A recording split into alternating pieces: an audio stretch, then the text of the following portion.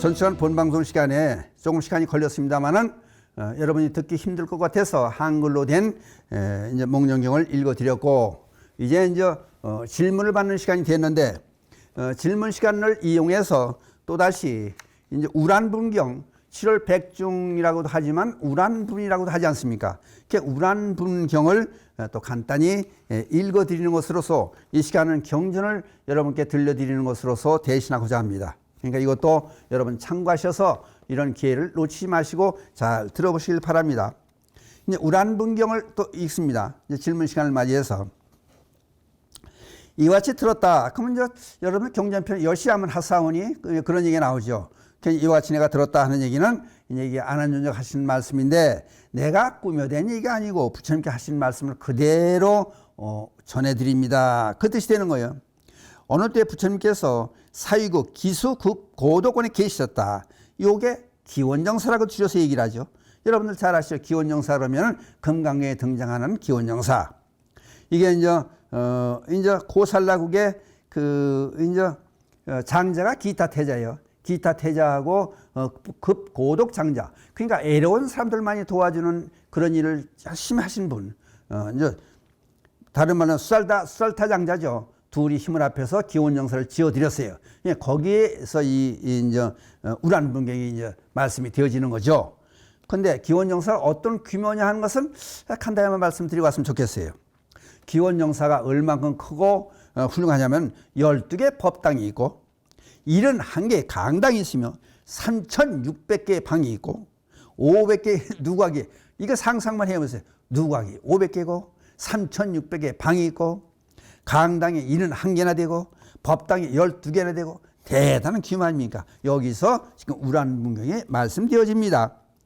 그때 목걸려는 처음 육신통을 얻고 난 후 부모를 제도하여 나오시고 길러주신 은혜에 보답하고자 깨달은 눈으로 세간을 살펴보았도다. 그래야 어머니는 죽어서 아기로 태어나 음식을 먹지 못하여 피골이 상접해 참 아플 수가 없었다. 목련은 스푼을 가다듬고 밥 위에 밥을 가득 담아서 아기가 된 어머니께 드시게 하였다. 아까 조금 중복되는 말도 있죠. 목련이 어머니는 밥 위에 밥을 받아 한 손으로는 다른 아기들이 근접하지 옆으로 오질 못하게 막고 오른손으로 밥을 움켜서 먹고 있었다. 그러나 밥이 입으로 들어가기도 전에 불덩어리가 되어서 끝내 음식을 먹을 수가 없었다. 이제 아기가 그런 실상이 있는 거예요. 목련은 이를 보고 슬피 울다가 급히 들어가 부처님께 여쭈었다. 부처님께서 목련에게 말씀하셨다. 그대의 어머니는 악업의 뿌리에 깊게 얽혔으니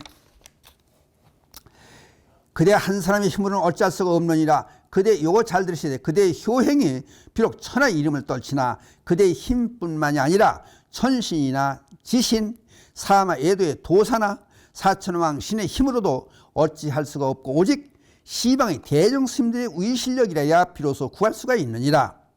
내 이제 마땅히 그대를 위해 어머니를 구제하는 법을 설해서 온갖 고난에서 벗어나고 모든 업장을 소멸하게 하리라. 시방의 대정스님들이 자자하는 7월 15일에, 이제 자자라는 것은 여름한거의 마지막으로 마지막 되는 날이에요. 그날 스님들이 모여서 전부 견문의 그래요. 이제 서로 본 것 또는 들은 것, 의문하는 것 등을 서로 토론을 하면서 그동안 잘못된 죄가 있으면 참여하고 고백하고 그렇게 하는 그것을 자자라고 그래요.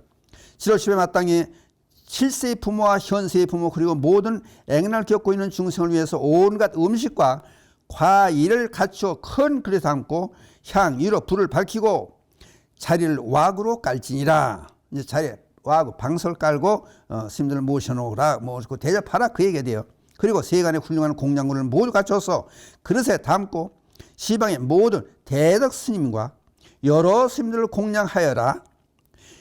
이날을 산속에서 선정에 들었다가 혹은 사독과를 얻었거나 혹은 이제 아란과까지 올라갔다는 얘기, 그러나 혹은 나무 밑에서 경행하거나 혹은 6가지 신통이 자제해서 성문이나 연각을 교화하거나 혹은 십제에 이른 대보살의 방편으로 비구의 몸을 나타내서 그 모든 거룩한 대중들과 함께 있어서 한 마음으로 바로 위에 담은 공양을 함께 하게 되느니라. 청정한 계율을 갖춘 스님들이 도우는 그 덕이 바다와 같이 넓고 깊으니라. 이날 자제를 하신 스님들께 공양하는 중생은 7세의 부모와 육종 친족들이 모두 사막도의 고통에서 벗어나고 해탈을 얻으며 의식이 저절로 갖춰지게 될 것이니라.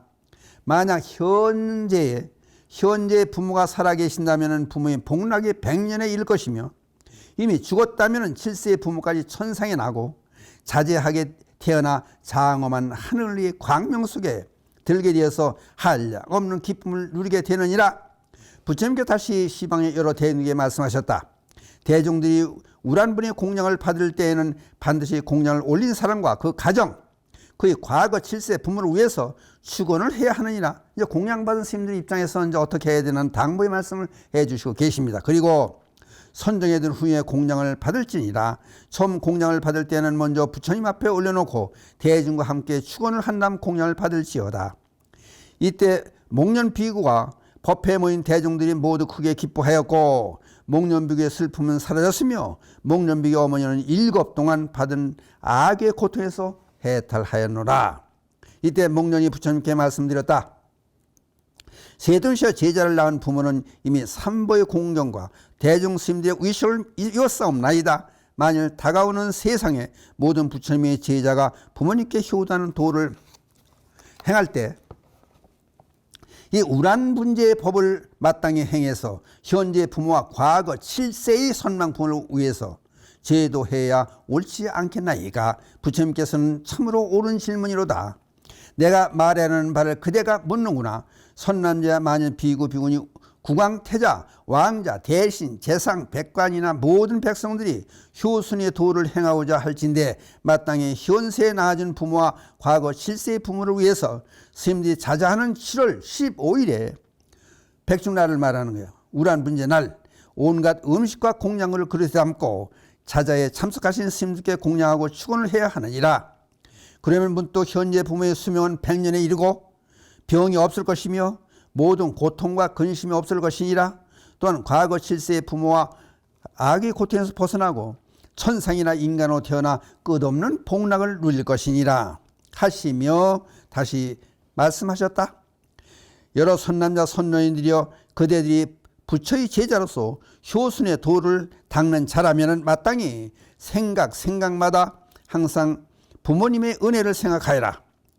현생의 부모와 과거 7세의 부모를 위해서 해마다 7월 15일에 우란분재를 행하여라. 항상 효순한 마음으로 자기를 낳아 기른 부모와 과거 7세의 부모를 생각하고 공양물을 지어서 부처님과 스님들께 올리도록 해라.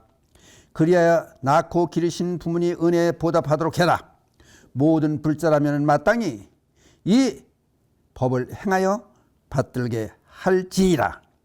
이때 목련 비구와 사부대중은 부처님의 말씀을 듣고 기뻐하며 받들어 행하였다. 지금 이상이 이제 우란분경이에요.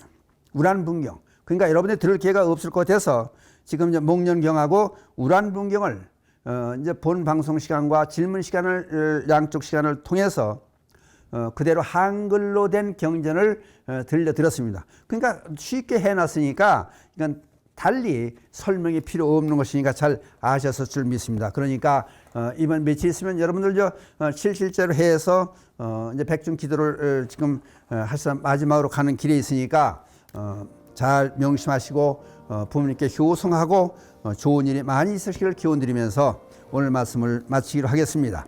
마지막 개성을 얻고 이 시간을 끝내기로 하겠습니다. 불보살님 자비감이 늘 함께 하셔서 이 땅의 불국 정토가 되어지이다. 나무 불, 나무 업, 나무 성. 감사합니다.